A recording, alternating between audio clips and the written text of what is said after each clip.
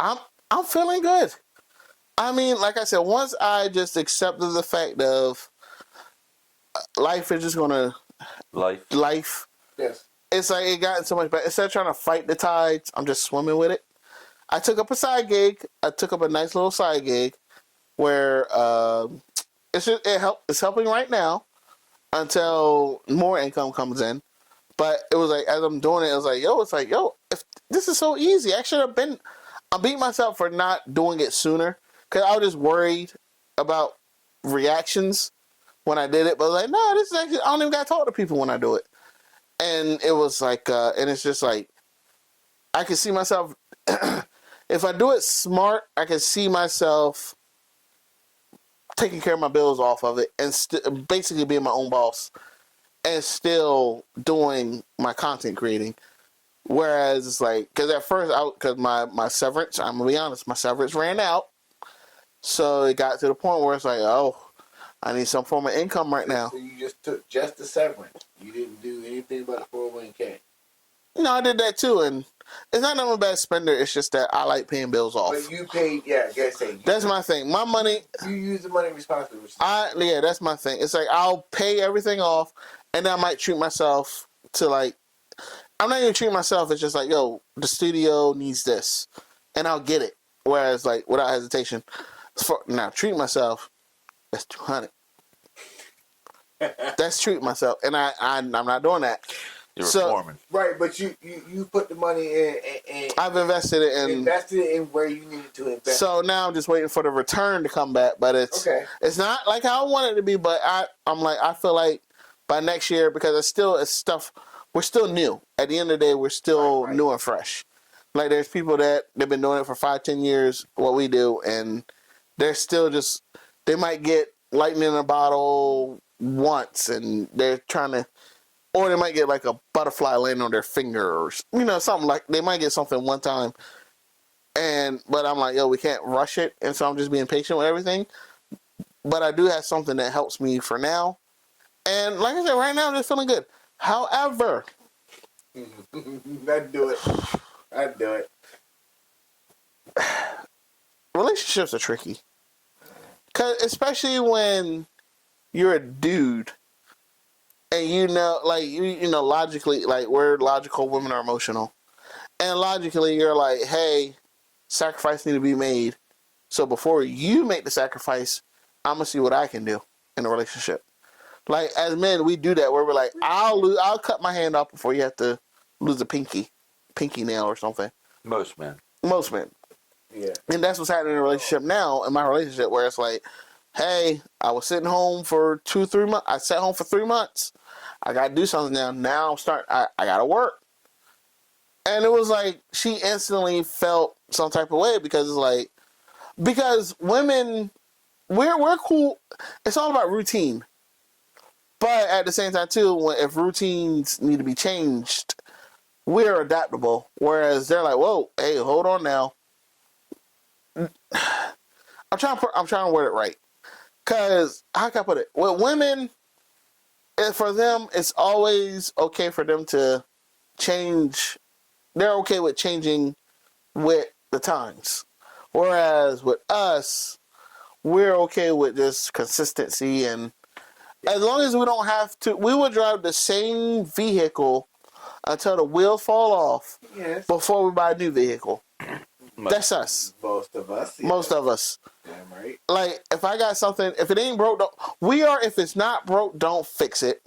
Women are, even if it's starting to look old. This last year. It's starting to look old, so it's time to Not all women. Not all. But that's how I am in my relationship right now, where it's like. About it, even though but that's how I am in my relationship right now, where I picked up on. At first, she was okay with me, like, with me working. She understood my work schedule. Mm-hmm. Then I stopped working. She adapted to my at-home schedule. Uh-huh. Now that I have to start back working, now it's, now she's like, whoa, you just changed the schedule again for a third time this year. Welcome to life, homeboy. And it's like, well, money needs to be made, and I'm definitely not going to put all the burdens on you. So I'm not going to sit home no more. It's time for me to do something. oh, you're making moves and I don't feel comfortable with it, so let me move with you. Like, as if we're both trying to put on the same shirt. And it's like, no, get your own shirt. Or, no, This is my sleeve. This is my sleeve. Stop. Like, you don't, why are you feeling some type of way because I have to do something? And that's where I'm at right now, where it's like, yo, just let me do me. Because when it's you, it's okay. Like, you're allowed to just quit your job, or you're allowed to just get a new vehicle with extra payments. Whereas we're like, yo, at the end of the day, it falls on me. No matter what happens, it falls on me. And that's where we're at in my relationship, where I'm like, yo, I know it's going to fall on me, so I'm going to take care of it. You got a real relationship now. Don't, like, get out my way. In the great words of Uncle Willis, move. Yeah, so it's like, yo, don't, like, just let me do my thing. I got this. Let me get mine. That's how I'm feeling, like, but I'm feeling good overall. Bill, how about you? I mean, I feel all right. I mean, life is lifing, and I'm Still maintaining. I'm maintaining, but yeah, I mean, I'd be. Sometimes you just want to take a woman this. Oh, I tell her all that time. All the time. Yes. That's how I'm feeling right now. Where I'm like, everything's right. I'm sorry, Sarge. I've been Back to you. But that's how I'm feeling, where I'm like, that's the best way to exemplify how I'm feeling, where it's like, things are going good right now. Move. Back to you. Absolutely. Run it back. Your head's screwed up. But yeah, no, I mean, everything's going all right. I'm getting to the point now that I'm maybe getting a little antsy and a little down on myself because I'm not working. I've had 2 job offers, and one of them was making more money than I ever made. However, I just don't think I want to do the same thing that I've been doing.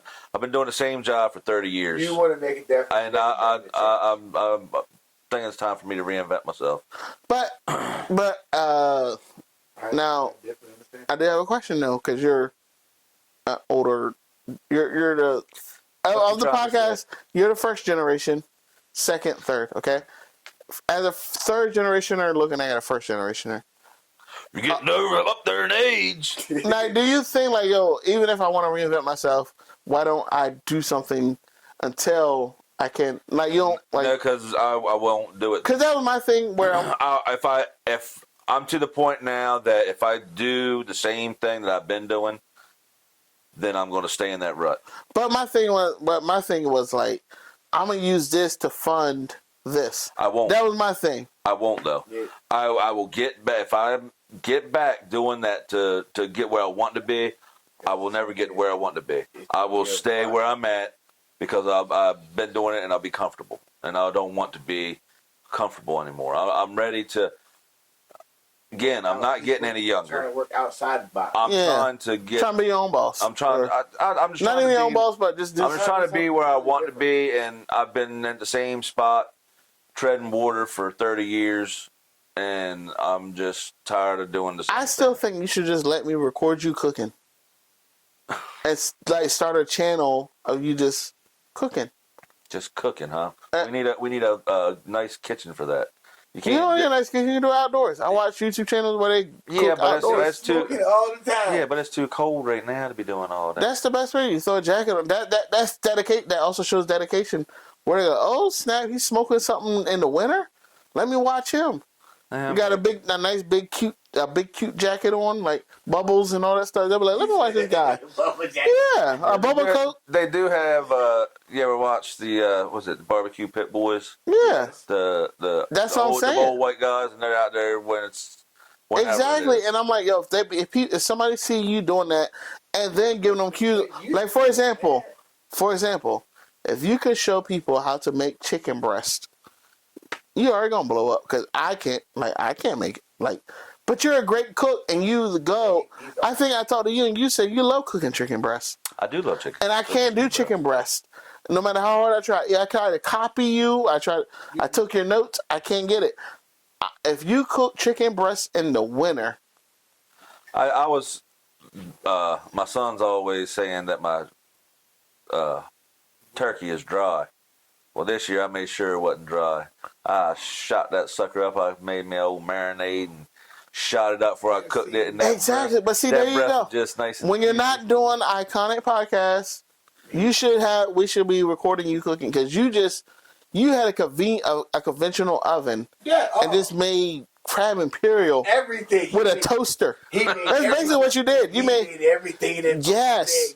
And you're like, oh, if this was right, I could have done. And I'm like, yo, it's good now. This way, but no, this is awesome. So that's why I'm like, yo, I'm willing to help you. I had one of our old bosses message me too for the holiday and said, "Miss your cooking." Exactly. So it's like, I'm like, yo, I got the equipment. We could just get you outside. Because you actually do have, because you played it smart. You know what to grab from the store when we closed. So you could do outdoor cooking. And it was like, yo, I could record you, loan you a camera. Like, yo, just do, and people will be like, that's how you do chicken. The moment you say, hey, I'm going to teach you how to cook chicken breast, automatically. Everybody has their own way, but I like Bill's way. Yes. But that's what you should do, and I'm willing to help. Paper and a match. I'm the MacGyver. I'm telling you. But yeah, so I get what you're saying. Where you were like, you want to do if you want to do something, you want to reinvent. There you go. I'm just saying, if I was you and I knew how to do what you do with food, that's where I'm going. I'm cooking. USDA, baby. Cooking with Sarge. Yes. Get on your naval base and start cooking for them bitches or something. We could figure something out. We might be able to do something with that. Oh, of course. How are you feeling, sir? Me, personally? See. Doing pretty good now. Thanksgiving's over.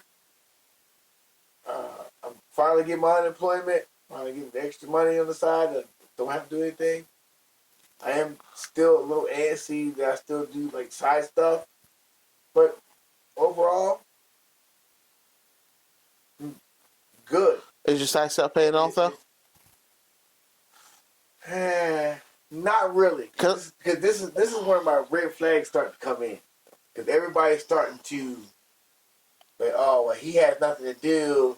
I gave him to work on and do such this, that, and third. But they're starting to go back to that crap. But Sarge, you got it. I'm done saying Go for it. What's the rule number 2? Rule number 3. Yeah. Don't. What is it? If you're good at something, never do it for free. Yeah, and you're saying your red flags are showing up. That's where you learn experience comes in. You got to know your worth. Know your worth. And I've literally done. I've had a lot of people say stuff about doing things, quote them a price, nothing.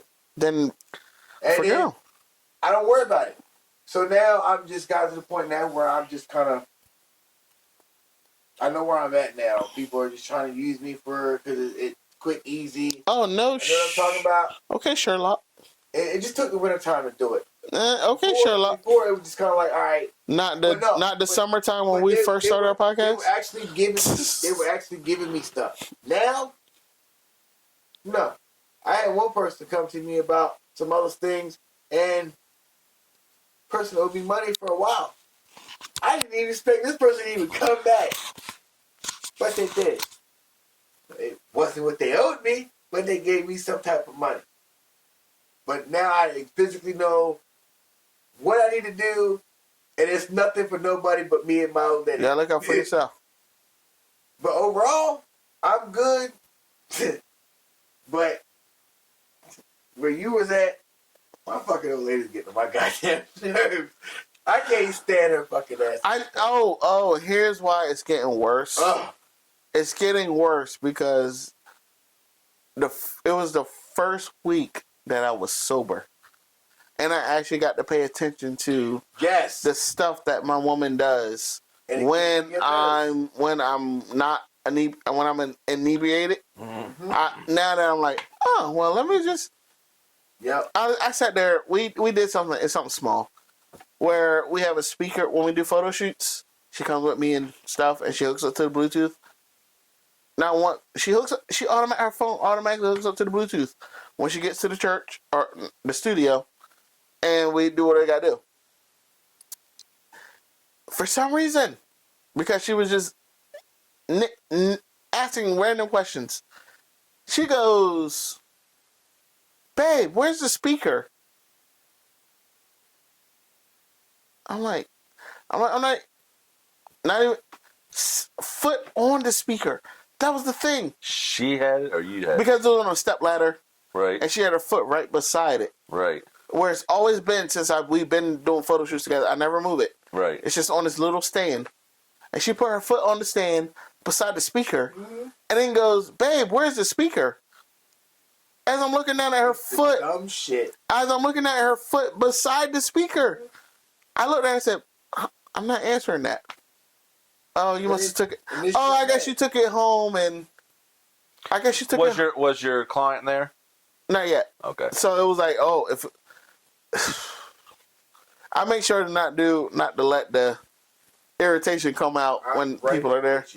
But because it's automatically, like you said, we talked about this months ago, where I say common sense goes out the window with you.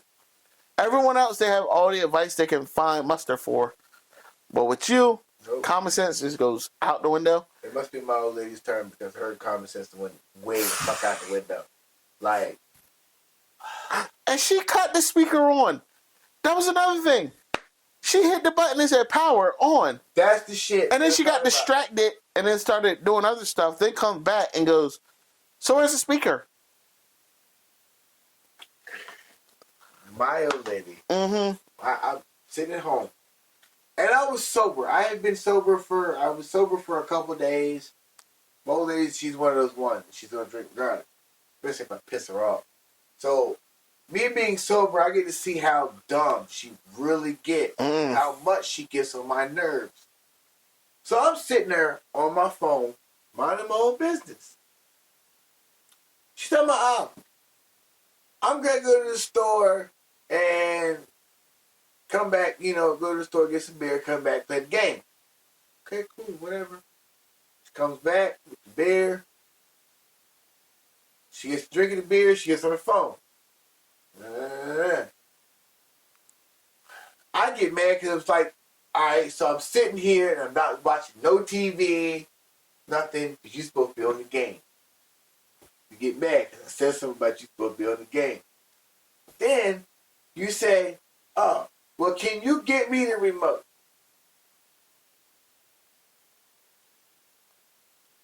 Get your ass up and get the remote. It's like they just want to take your time. Like, it's some sort of, I need to feel validated in this relationship or reassurance. It's all about reassurance. No. But it's all about reassurance to me, where it's like, they just need to solidify their place. Like, if you're doing some boss stuff, they do stuff like, "Oh, get me the remote."